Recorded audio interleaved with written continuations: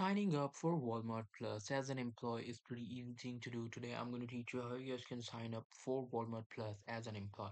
So in order to do that, you need to make sure to follow these steps. So the first step or the first rule is make sure you are using the designated work computer only. Afterwards, you just have to, go to the Walmart Plus enrollment link. After going to that link, you will be, you will be given three training videos which you have to see in order to, get the Walmart Plus subscription.